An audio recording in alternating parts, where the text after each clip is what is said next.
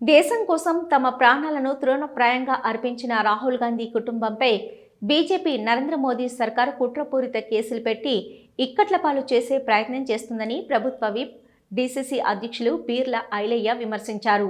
యాదాద్రి భువనగిరి జిల్లా భువనగిరి కేంద్రం బాబు జగ్జీవన్ రామ్ సెంటర్లో కాంగ్రెస్ పార్టీ శ్రేణులు ఆందోళన కార్యక్రమం చేపట్టారు.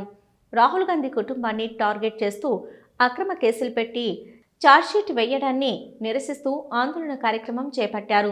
అనంతరం బీజేపీ జిల్లా కార్యాలయం ముట్టడికి బయలుదేరిన బీర్ల ఐలయ్య మరియు కాంగ్రెస్ పార్టీ కార్యకర్తలను పోలీసులు అరెస్టు చేసి పోలీస్ స్టేషన్కు తరలించారు.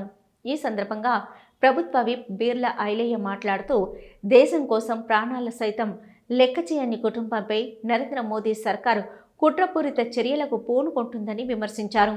దీనిని ప్రజలందరూ గమనిస్తున్నారని అన్నారు. బీజేపీ సర్కార్ రాజ్యాంగ వ్యతిరేక కార్యక్రమాలు అవలంబిస్తుందని అన్నారు.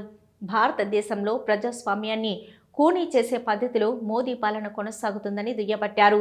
తక్షణమే అక్రమ కేసులను ఎత్తివేయాలని డిమాండ్ చేశారు.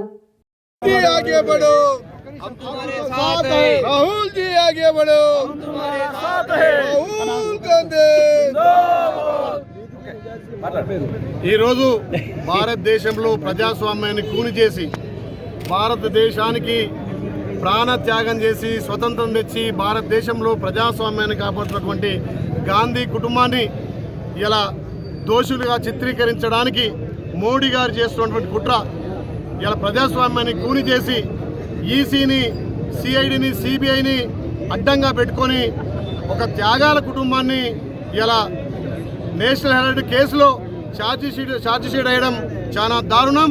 మోడీకి రాబోయే రోజుల్లో భారతదేశ ప్రజలు గుణపాఠం చెప్తారు. ఇలా గాంధీ కుటుంబం అంటే ప్రాణ త్యాగాలు చేసి దేశం కోసం సర్వం త్యాగం చేసినటువంటి కుటుంబాన్ని ఈ రకంగా మీ చేతిలో రాజ్యాంగాన్ని తీసుకొని మీ చేతిలో సిబిఐ, ఈడీ ఉందని చెప్పి, ఈసీ ఉందని చెప్పి ప్రజాస్వామ్యబద్ధంగా చేయాల్సినటువంటి వాళ్ళను మీ గుప్పెట్లో మీ జేబులో పెట్టుకొని ఇలా గాంధీ కుటుంబాన్ని బదనాం చేస్తున్నారు. రాహుల్ గాంధీ గారి ఆలోచన దేశ ప్రజలంతా ఏకం చేయాలి, దేశంలో ప్రజాస్వామ్యాన్ని కాపాడాలి. ఇలా బీజేపీ చేతిలో ఇలా కీలుబొమ్మలుగా మారుతున్నటువంటి సంస్థలను ప్రజాస్వామ్యబద్ధంగా బయటికి తేవాలని చెప్పి ఇలా గాంధీ కుటుంబం ప్రయత్నం చేస్తే వాళ్ళ మీద లేనిపోని కేసులతోటి నేషనల్ హెరాల్డ్ కేసు అనేది ఇలా అంతా బూటకపు కేసు. మరి దాంట్లో ఛార్జ్ చేయడం, తల్లి సోనియమ్మను రాహుల్ గాంధీ గారి మీద ఛార్జ్ చేయడం చాలా దుర్మార్గం. భారతదేశ ప్రజలంతా కూడా, పౌరులంతా కూడా దీన్ని వ్యతిరేకిస్తున్నారు. ఇలా మోడీ గారు వచ్చిన తర్వాత ఇలా యువతకు ఉద్యోగాలు లేవు. ఇలా ధరలు అడ్డగోలుగా ధరలు పెరిగిపోయినాయి.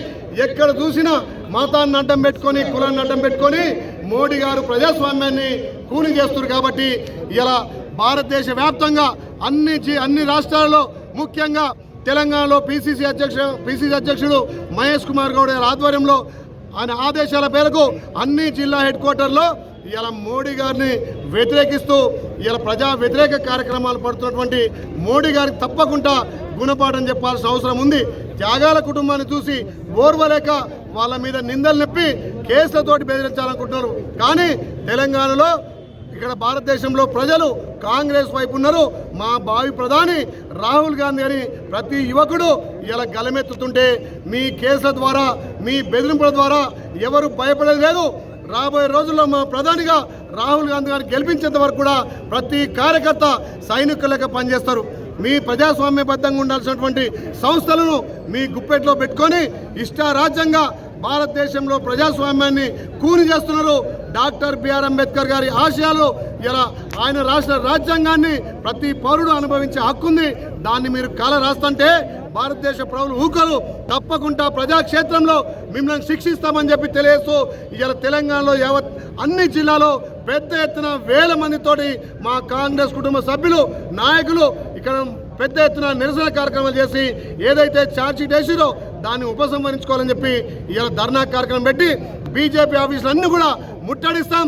తప్పకుండా బీజేపీని ప్రజాక్షేత్రంలో ఎండగడతామని చెప్పి ఈ ర్యాలీ, ఈ నిరసన కార్యక్రమం చేపడుతున్నాం.